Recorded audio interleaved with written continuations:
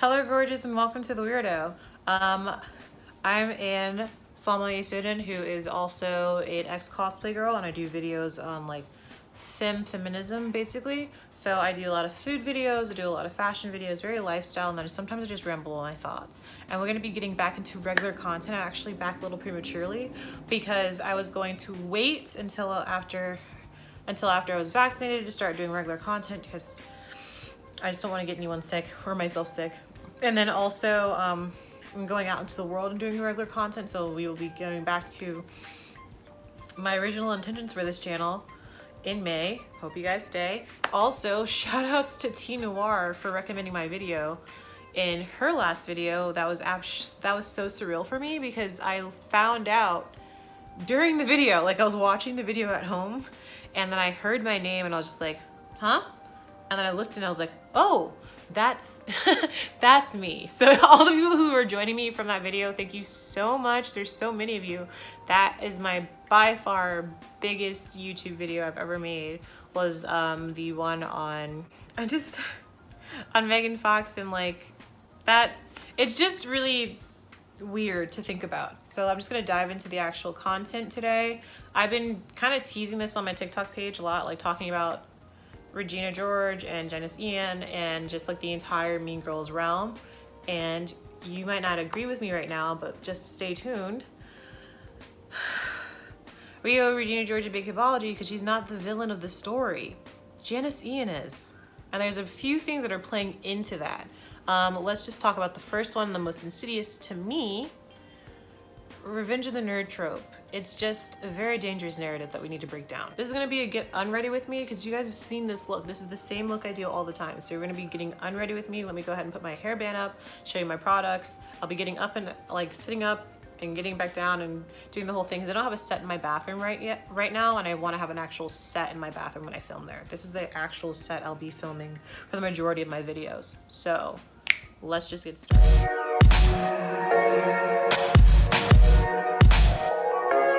Okay, pin my hair out of the way because I just needed it out of the way.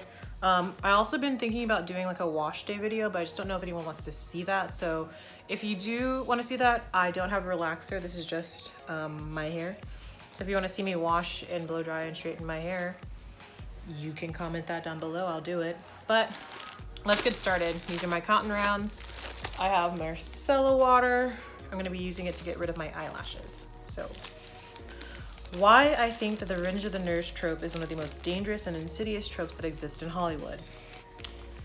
If you can convince yourself that you are the victim, the hero, or that the person that you're doing your wrongdoing to deserves it, you'll pretty much do anything and you'll pretty much justify anything, even if you know it's wrong, because people are very much so of the mind that the road to hell is paved with good intentions. And it's not about really intentions, about what your outcome is and how it affected people. So let's dive into that.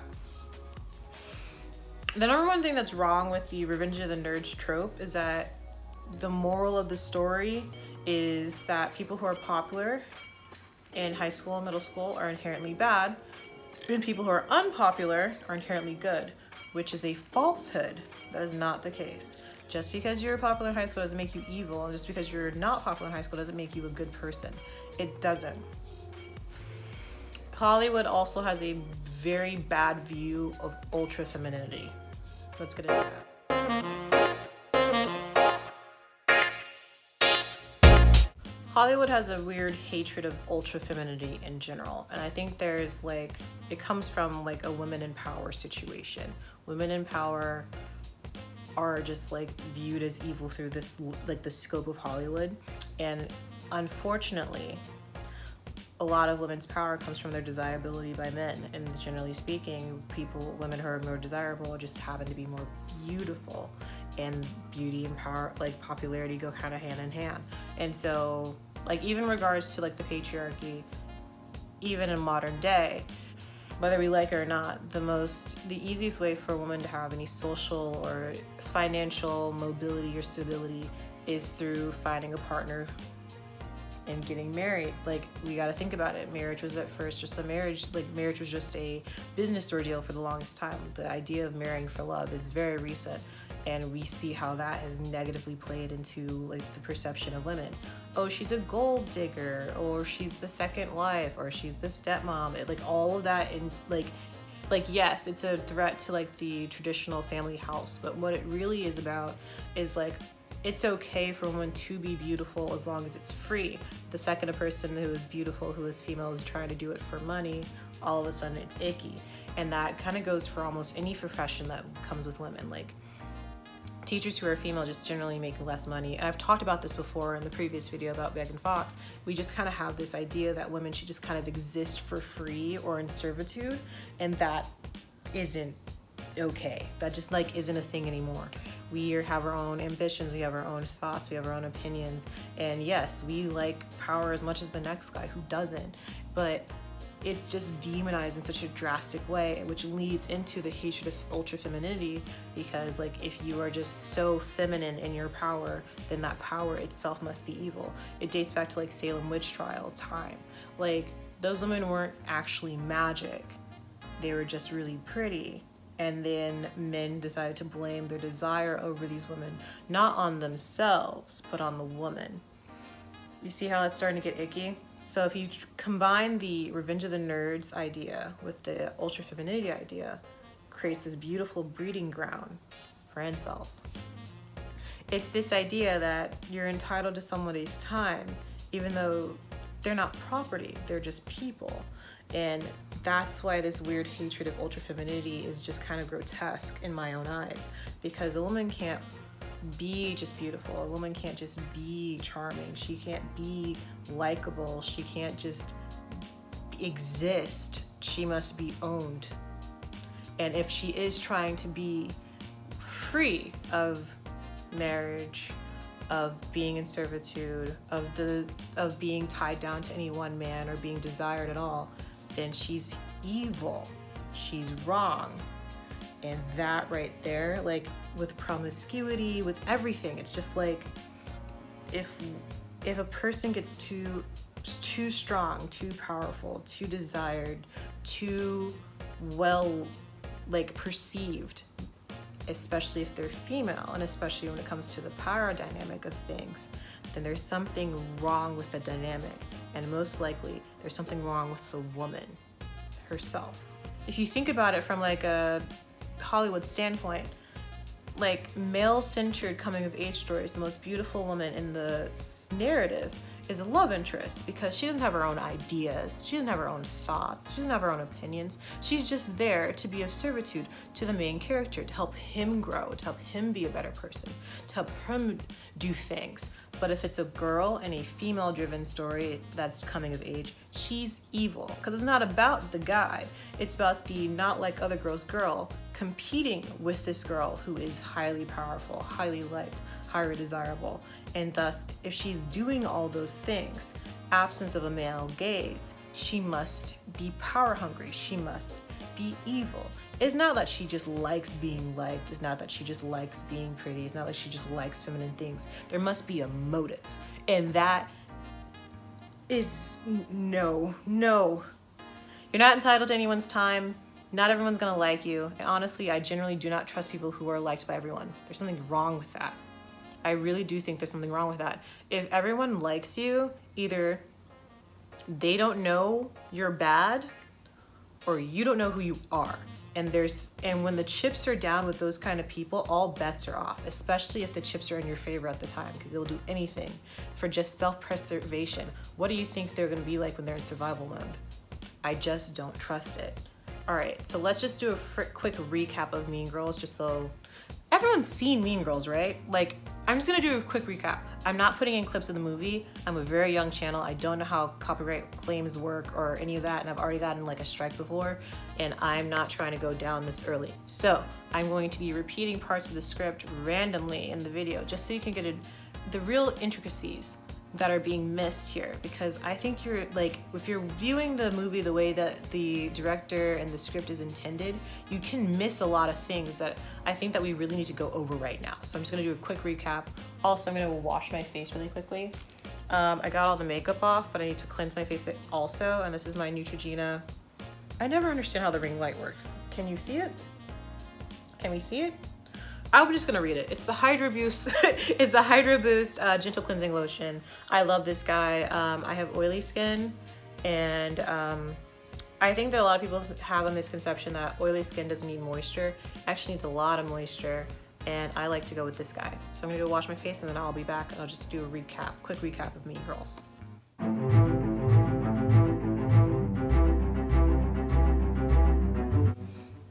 Okay, let's recap the movie.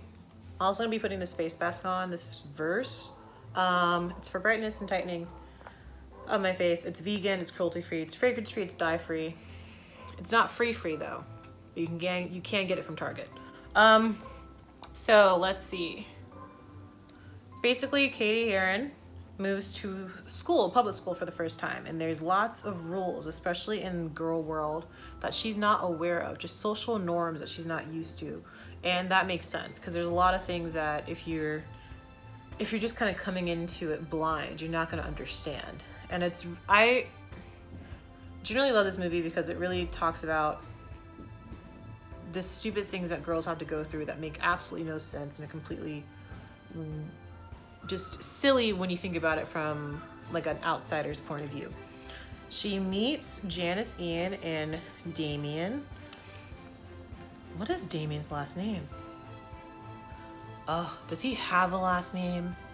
You can't just put gay people into things. Anyway, and they are outsiders, sort of. Janice is actually not an outsider. She used to be very much so in until her best friend from high school, or from middle school, completely ruined her life by starting a rumor about her that made her very outside. And if you've ever gone to middle school in America, that's all it takes. And then Regina, her ex-best friend, is now the most popular girl in school, and she has a band of loyal followers called the Plastics, and they are the most popular girls and the most mean girls and the most vapid girls, but they're also the most hyper-feminine girls on campus, and everyone hates them but honestly truly wants to be them. And they take their revenge out on these girls after Regina George takes her ex-boyfriend back, and they plot and they scheme to completely ruin this girl's life. And then Katie learns some things along the way about what it means to be a mean girl, what it means to be popular, and what it means to be just a teenager in America's school system. That's basically the entire plot. There's other stuff that happens, but we're not going to get into all that today. So let's talk about the inciting incident, shall we? Okay, almost done with my mask here. I'm going to look super weird for a while. Okay, so we're going to talk about my first main topic. The three things that happen, or the three pillars of Regina's power. I'm not saying that Regina George is a good person. I'm saying that Janice Ian is a worse person and that she gets away with all of her duties scot-free. So that's what happens. Janice Ian does actually ruin this girl's life, and everyone else feels some kind of like growth or like punishment for their actions except for Janice and arguably Aaron. And I'm going to get into that a little bit further. So what happens is Regina George takes her ex-boyfriend back. I'm going to get into it. And so the three things that they end up taking down to make sure to ruin Regina George's life is number one, the army of skanks. Number two, Aaron Samuels. And number three, her body. And I did it in that order on purpose. So let's talk about, first of all, well, I don't want to get into the inciting incident until we talk about Aaron Samuels. So let's just talk about the army of skanks.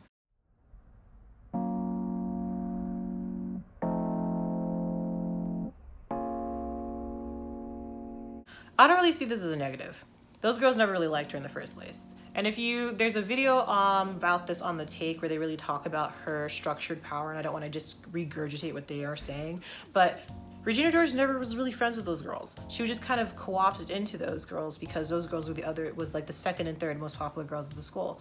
And you can kind of visibly see throughout the movie that Regina George kind of hates those girls to begin with because they don't actually understand her at all. They're just kind of like there, and honestly, you can visibly see throughout the movie how much they actually kind of hate her, which that has to be really stressful. Once again, Regina George is not a good person. She's not a good person. I'm just saying it must be really stressful to know that your two closest people in your life actually secretly hate you. It must be really stressful to be on top of a system that you didn't create, that you kind of hate, that you're just kind of forced to be into, to hold power. Like, that must be really stressful. So I don't really see them like tearing down the plastics as that much of a negative, because like they were like, people weren't actually hurt by that. But I do really want to talk about the whole Aaron Samuels thing. Okay, so I've decided that I'm gonna go away, let my mask dry, because I feel absolutely ridiculous looking into the camera right now. So I'm gonna let it dry, come back, wipe my face, and we'll get into the rest of my getting unready with me, which I just can't. I just can't. So I'll see you once the mask is dry and everything, and I'll take it all off, and then we'll get into the Aaron Samuels thing, because God, is he complicit.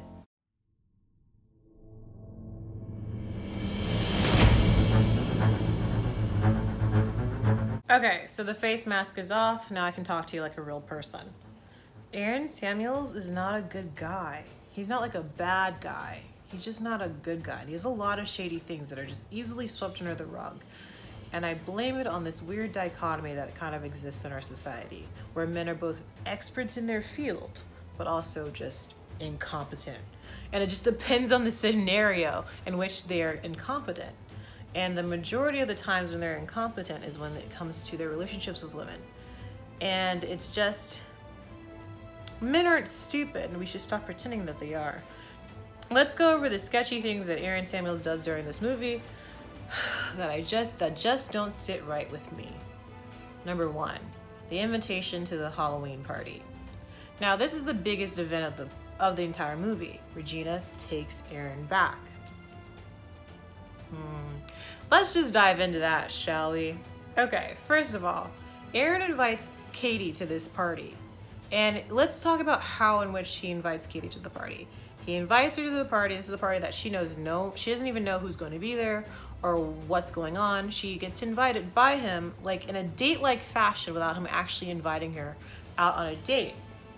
Very high school move. Let's hang out at this thing that we're both going to be at that I'm inviting you to, but let's not call it a date. But also don't bring any guys with you, because just in case it is a date, or in case I want to make it a date, I have the freedom to do so, but I'm not tied down to actually any commitment. And that's what happened. He invited her to a Halloween party. He told her not to bring anybody else, but he never actually said it was a date. And then she gets there, he says hi, and then within 2 seconds he's making out with his ex-girlfriend and just completely ignores her for the rest of the day. Literally, when he goes to talk to Regina George, or Regina George comes to talk to him, he's getting Katie punched. Do we not remember that? He says hello, he compliments her on the Halloween costume, he says he's gonna go grab her a drink, never comes back. And we keep saying, like, I don't like the whole statement of Regina took Aaron back, because it kind of implies they had no control over the situation. It's not that she took him back, is that he wanted her back, because in the realm of the story, she dumped him. So of course, if they're gonna get back together, she would have to invite him back, and he would have to accept. And yes, he does a little pushback, like very much so in the slightest, of like, what are you doing? You broke up with me. Not, I'm here with Katie. Very, very important choice of words here. Oh, by the way, my toner, it's Thayer's. It's alcohol-free, it's witch hazel, it's aloe vera, rose petal scented, so I like to get things that are similar in scent. I like to build my own scent. If you want a video on that, let me know. I'm very particular about the scents the scents I apply to my body, because I want them all to match. But yeah, let's just dig into that real quick. It takes two to tango. She can want him back. Regina George can want Aaron Samuels back all day long, but if he's not wanting to be with her, it doesn't matter. And his choice of words are very deliberate. It's not that he's there with Katie right now. It's that you dumped me. I'm confused. Oh, you want to be back together with me? Forget about Katie. Let's think about it for real, for real. He knew Katie liked him. Regina straight up told him that fact, and he completely ignores it the second he's like, oh, you do want to get back with me? Cool beans. And also, Regina apologizes to Katie, indirectly through Gretchen Wieners, but she still apologizes. Where's Aaron Samuel's apology to Katie? Oh, right, it doesn't exist. Also, you can't call dibs on a person. It's not really important to the narrative for me in regards to this video, but you can't call dibs on a person. That's what Katie was doing. She was like, oh, I like him. And then she got really, really mad when he got back with his ex-girlfriend and blamed it all on Regina. When we're coming back to that entitlement thing, that I deserve this, I am a good person. Regina George is popular and I am not popular, so I am inherently good. No. That is not it. You can't call dibs on a person, and they have their own thoughts and they have their own opinions and they have their own life. And Aaron Samuels wanted to be with Regina over Katie. He had the option. He chose Regina, and we can't just ignore that fact. So the entire inciting incident of this movie is not fully on Regina's back. It's partially on Aaron's back, and he doesn't really see any comeuppance on that. And then let's talk a little bit more about the cheating. Now, Regina George is with Aaron Samuels, not because she actually likes him, but because the fear she has of Katie being so well liked and so beautiful and being with the most popular guy in school would damage her in regards to the social hierarchy that she's now at the top of. And that's why she takes Aaron back. And we could all understand that.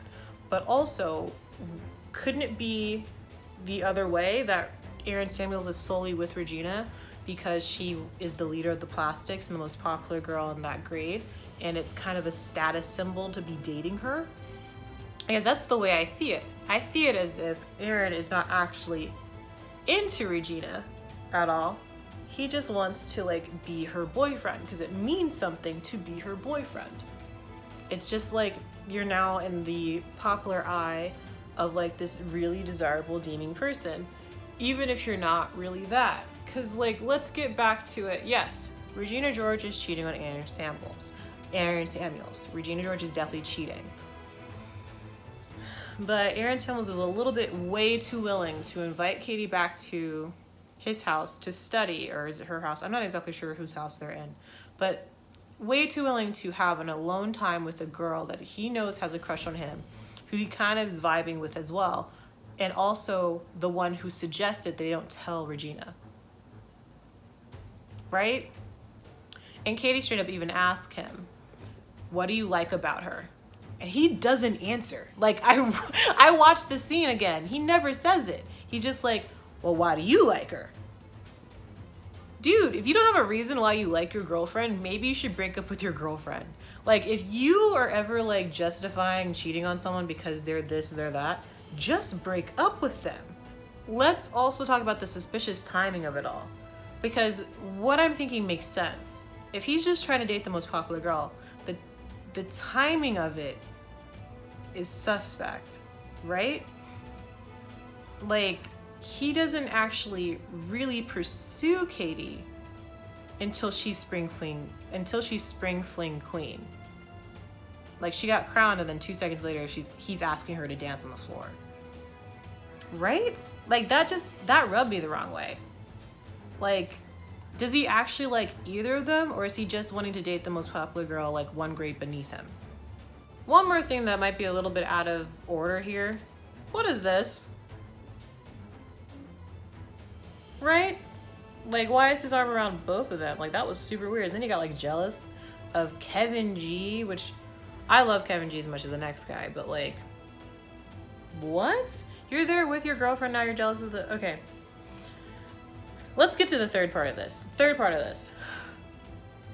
The body thing.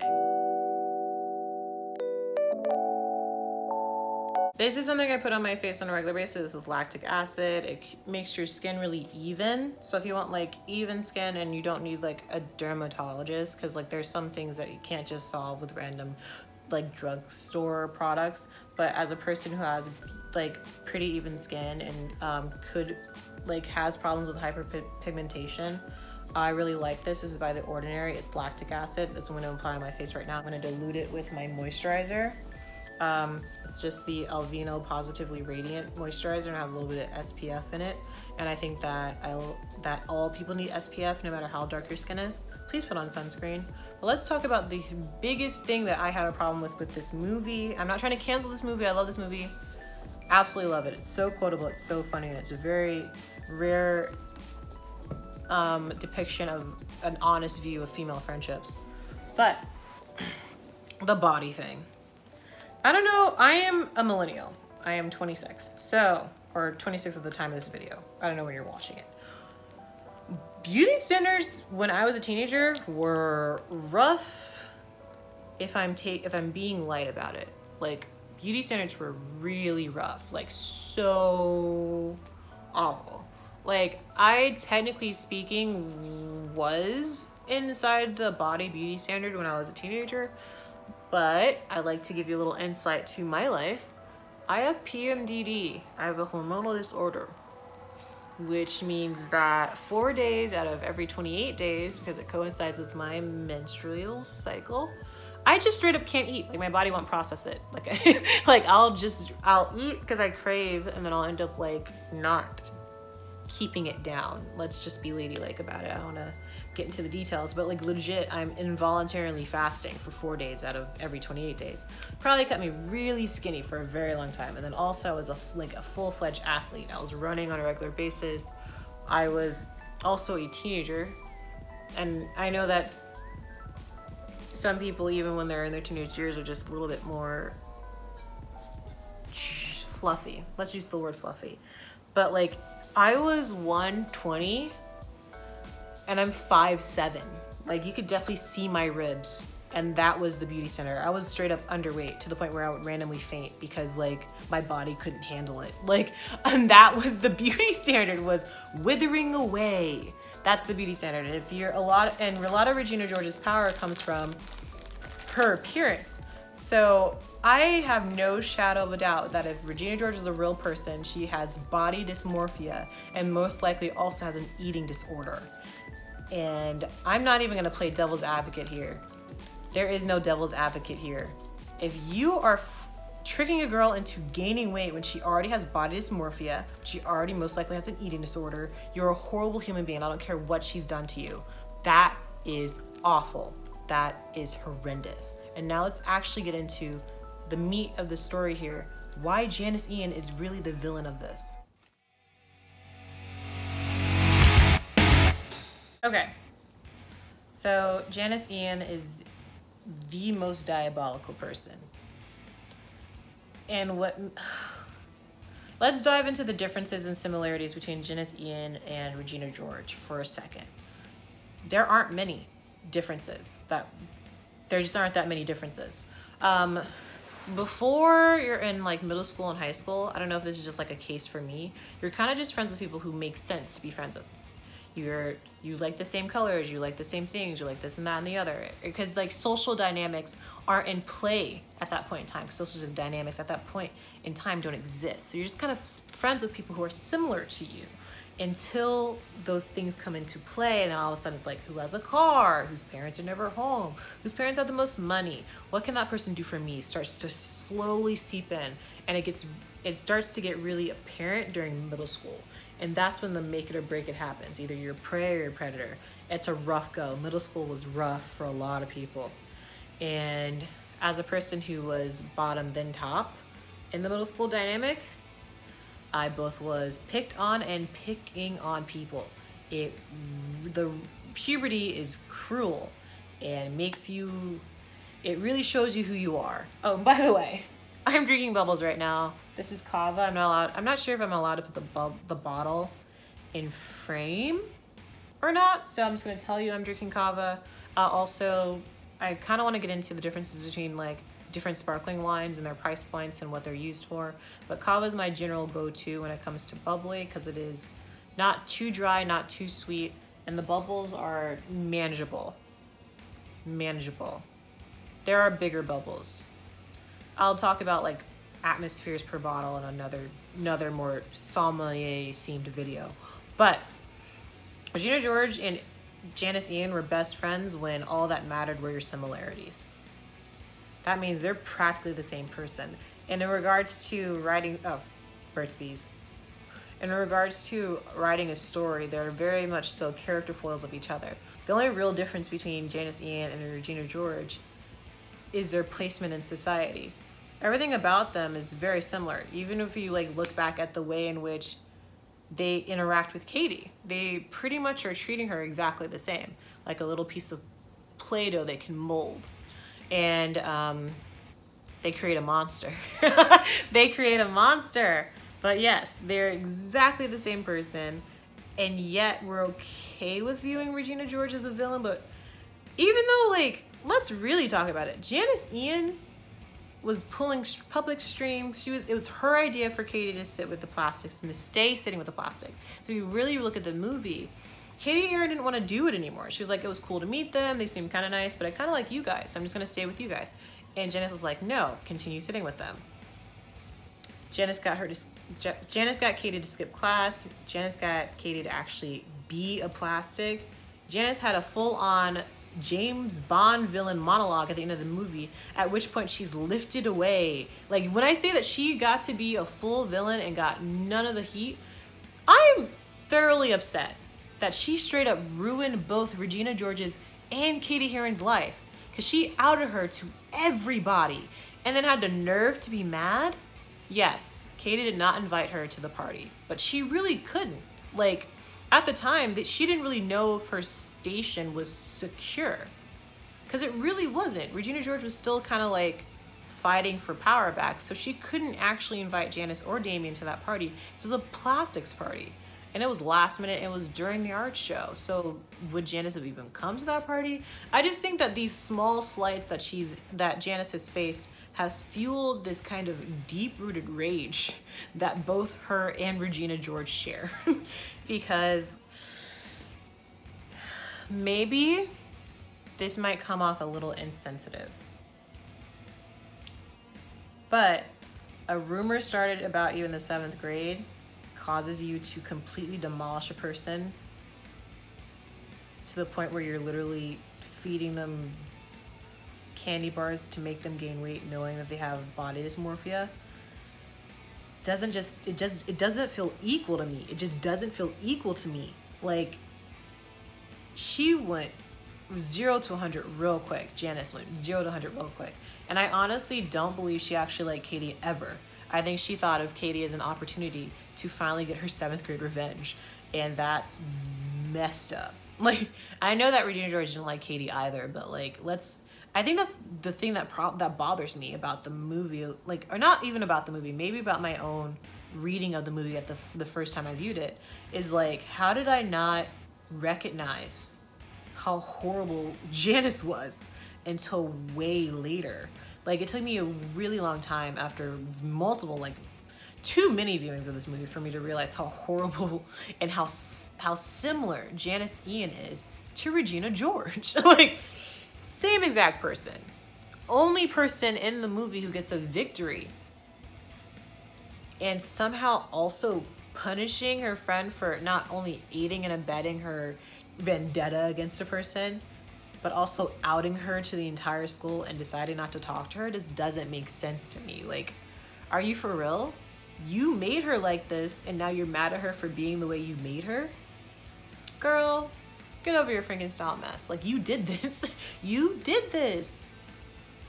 She really did just do all of it. And I think what makes Janice Ian the number one thing that makes her worse than Regina George is that Regina George is doing it out of almost like self-defense. Like, she's being attacked on a regular. Her place in society is so fragile that all of her friends are not actually her friends, but people that she views as future enemies. She is on like survival mode, she's at peak survival mode, where she's just thinking, okay, what are my next moves? She's become so pragmatic that she doesn't have any feelings left but rage. Janice's motive is a rumor from 7th grade.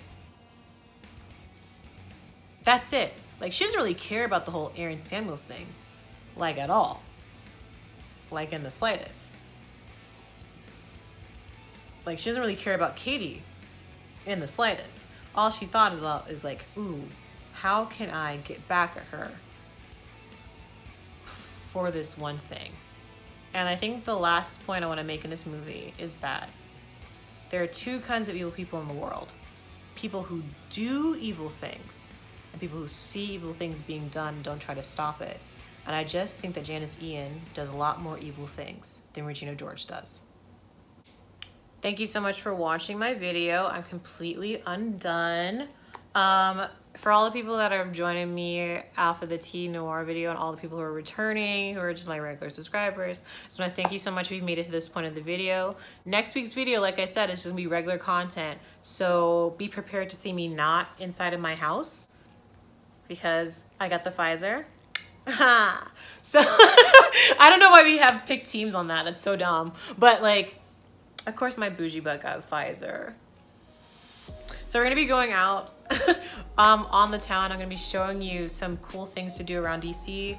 I'm very upset that I missed Cherry Blossom twice because of the pandemic. Cherry Blossom Festival is my favorite thing. If you know anything about me, I love teas, and Cherry Blossom Festival is the peak tea time for DC. I will probably do a tea time video in DC, probably at the St. Regis, because it's my favorite place to get tea besides the Russian tea room.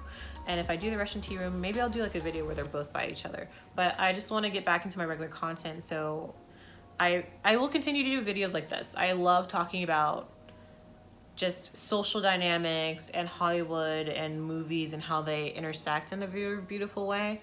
And also I just want to I am still in complete disbelief about the amount of people that are following me. But by the way, if you want to follow me, I am on TikTok, on YouTube, on Instagram, on Facebook. It's all The Weirdough, and I'll put all my tags at the bottom, plus a couple of videos that I think relate to this topic. I just want to thank you so much for joining me, and I'll see you when I see you. I love you guys, and I want you guys to stay safe. See you next time.